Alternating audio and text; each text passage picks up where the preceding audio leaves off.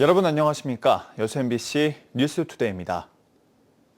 누리호 성공으로 뉴스페이스 시대가 열린 가운데 정부가 제2우주센터 건립을 추진하고 있습니다. 나로우주센터가 있는 고흥군이 효율성과 비용 절감을 앞세우며 제2우주센터 유치에 적극적으로 나섰는데요.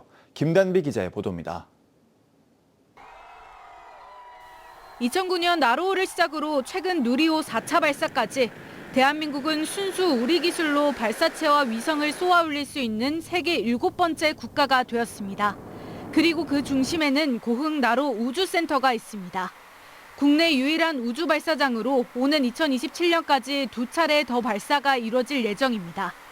앞으로도 누리호는 기술적인 안정성과 신뢰성을 높이기 위해 2027년까지 2차례 비행을 더 수행하게 됩니다.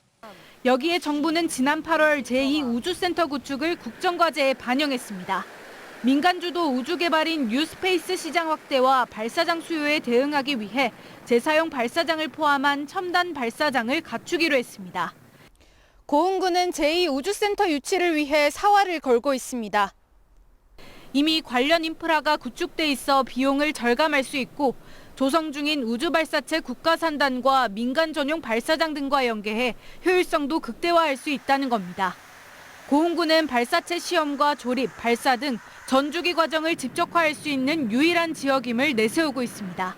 우주산업 클러스터로 이미 지정이 된 바 있고 그와 연관해서 다수의 사업들이 진행 중에 있습니다. 제2우주센터하고 연계가 된다면 시너지 효과가 충분합니다. 우주항공청은 고흥과 제주를 제2우주센터 유력 후보지로 두고 10월부터 용역을 진행하고 있습니다. 내년 상반기 중 결과가 나올 것으로 예상되는 가운데 고흥군은 제2우주센터 유치를 위해 토지 매입 전략을 수립하는 등 사전 준비에 나섰습니다. MBC 뉴스 김단비입니다.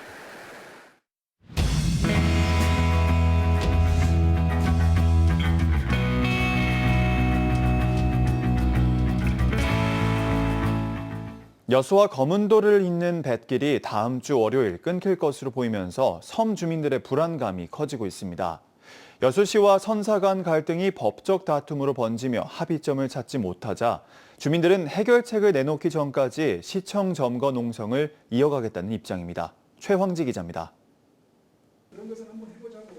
거문도 주민 50여 명은 전날부터 여수시청에서 항의 방문을 이어가고 있습니다. 여수 거문도를 오가는 하메로가 오는 15일 운항을 중단할 것으로 보이면서 주민들의 불안감은 극에 달했습니다. 주민들은 여수시가 선사와의 협상에 미온적으로 대응해 사태가 악화한 것 아니냐고 지적했습니다. 그 업무 협약을 조금 상호간에 변경해서라도 이 배가 정상 운항으로 갈 수 있게 할 수는 없는지. 최근 하메로 선사는 여수시를 상대로 협약에 따라 감가상각비를 더 지급해야 한다며 약정금 지급 소송을 제기했습니다. 이로써 양측의 갈등은 법적 다툼까지 확대된 상황입니다. 우리의 주장, 선사의 주장, 이게 조금 이제 합의 일정을 좁혀지지 못했고 지금 아시겠지만 이제 결과적으로는 그 선사의 주장에 대해서 어떤 이제 법적인 그런 판단을 지금 받아야 되고.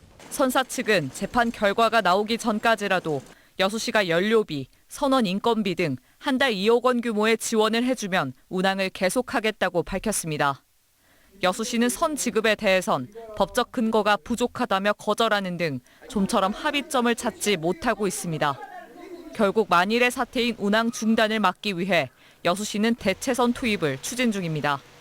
하지만 하메로 같은 쾌속선을 단기간에 확보하긴 쉽지 않은 상황입니다. 주민들은 하메로의 운항 중단을 막거나 아니면 이에 준하는 쾌속선이 투입돼야 한다는 입장입니다.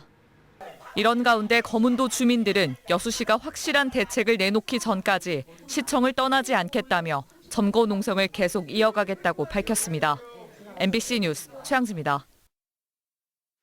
전라남도가 국토교통부의 KTX와 SRT 통합 운영에 대해 호남선과 전라선의 좌석 부족 문제 해소에 도움이 될 것으로 기대했습니다. 전남도는 통합 운영 체계가 적용되면 주말 1일 기준 호남선은 4,600여 석, 전라선은 191석이 늘어난다고 밝혔습니다. 또 내년 말 예매와 발매 시스템이 통합되면 SRT에도 일반 열차 환승 할인과 지역사랑 철도 여행 할인이 적용돼 요금 부담이 완화될 것으로 전망했습니다. 대학 통합을 추진하는 국립순천대학교와 목포대학교의 교명 선정 절차가 곧 시작됩니다. 앞서 지역 정치권에서는 통합대학 교명을 국립김대중대학교로 정하는 것이 어떻겠냐는 의견을 제시했는데요. 당장 학생들은 의아하다는 반응입니다. 유민호 기자입니다. 국립순천대와 목포대는 올해안 교육부 승인을 목표로 막바지 통합 작업을 추진 중입니다. 최근 통합대학의 교명 공모를 마무리하고 곧 구성원 투표 등 선정 절차에 들어갑니다. 이런 가운데 정치권에서는 교명을 국립김대중대학교로 하자는 제안이 나왔습니다.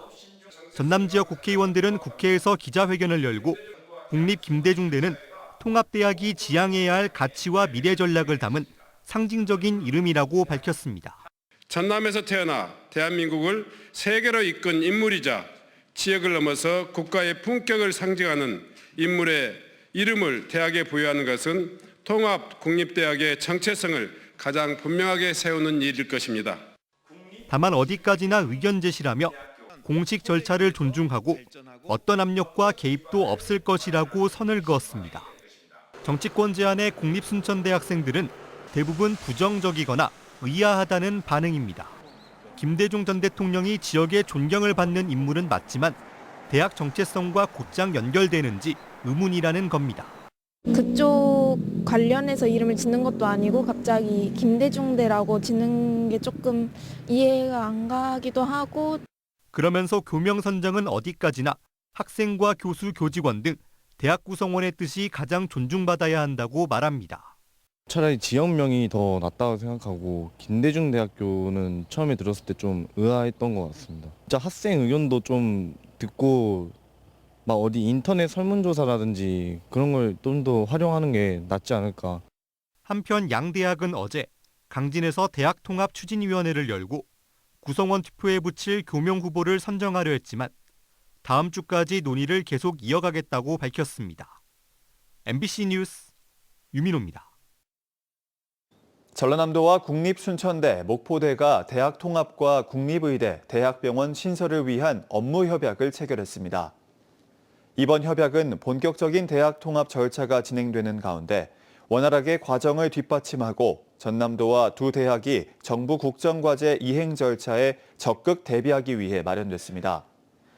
협약에는 대등한 통합을 전제로 캠퍼스 총장 법적 지위 확보 공동 대응, 동서부권의 각각 국립대 병원 설립을 위한 정부 재원 확보와 행정적 지원 등이 담겼습니다. 또 정부 국정과제 이행 절차에 선제적으로 대응하기 위한 기본계획 수립 용역 조속 추진도 포함됐습니다. 더불어민주당이 광주에서 현장 최고위원회의를 열었습니다. 호남 지역 예산이 역대 최대 규모로 정부 예산에 반영됐다는 점을 적극적으로 알리는 자리였는데요. 주로 덕담이 오갔지만 시기가 시기인지라 다양한 해석이 나왔습니다. 윤군수 기자입니다. 정기 국회가 끝나자마자 민주당 지도부가 광주에서 최고위원 회의를 열었습니다. 당대표와 최고위원들은 물론이고 사무총장과 정책위 의장, 예결위원장 등이 총출동했습니다. 잇따라 열린 호남발전특위 성과 보고회에는 광주 전남북 시도지사와 올 수 있는 지역 국회의원들이 다 참석했습니다. 민주당은 호남 지역 예산이 24조 원으로 역대 최대 규모라고 설명하며 노력과 성과를 자랑했습니다. 이번 예산 전국에서 호남 예산을 챙기려고 당대표로서 보이지 않는 곳에서 진짜 열심히 노력했습니다. 지역 국회의원들도 예산 성과에 의미를 부여하며 당대표에게 감사를 전했습니다. 광주의 미래 신성장 동력 산업 육성에 예산이 반영됐다는 데서 큰 의미가 있다 할 것입니다. 정청래 대표는 당정대 원팀이 이뤄낸 거라며 공을 대통령에게 돌렸습니다. 이 호남 발전을 위해서 앞으로 성과가 있다면 그 모든 것은 이재명 대통령 덕분이다 이렇게 생각을 합니다. 덕담과 공치사가 오가는 화기애애한 분위기였지만 시기 때문에 다른 해석도 나왔습니다.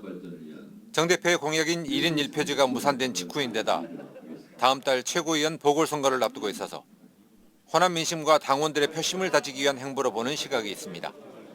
더욱이 내년 당대표 선거에서 잠재적 경쟁자로 떠오르는 김민석 총리가 최근 잇따라 광주를 방문한 뒤라는 점도 이 같은 해석을 뒷받침했습니다. MBC 뉴스 윤문수입니다. 한강 작가가 노벨문학상을 받은 지 1주년을 맞았습니다. 한 작가를 배출한 광주에서는 이를 기념하고 축하하기 위한 다양한 행사들이 열렸는데요. 김영찬 기자가 보도합니다.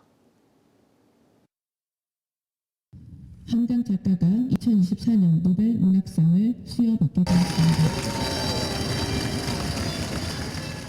우리나라 최초로 노벨 문학상을 받은 한강 작가. 한강 작가의 노벨 문학상 1주년을 맞아 뜻깊은 손님들이 광주를 찾았습니다. 5.18 민주화 운동을 다룬 소년이 온다 작품에 번역에 참여한 프랑스와 미국 등 세계 각국의 번역가들이 1980년 광주의 아픈 기억을 공유하기 위해서입니다. 광주 시내 관이 부족해서 임시관을 만들어서 시신들을 매장했다고 해요. 5.18 당시 헬기 사격 흔적이 남겨진 전일빌딩과 전남도청 일대를 둘러본 번역가들은 광주의 민주주의 정신을 다시 한번 지켜 세웠습니다. It was very extremely moving to be in footsteps of his story, and it's really great to become someone somehow witness of this history, which is still present.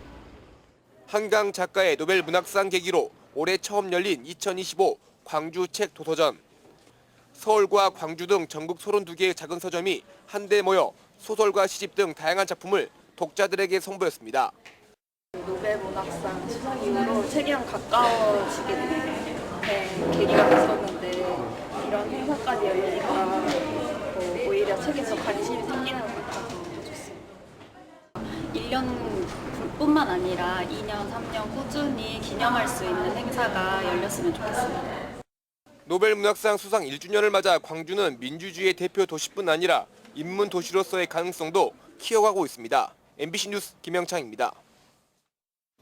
2025 고흥 우주항공산업 비즈 페스타가 어제 광주에서 열렸습니다.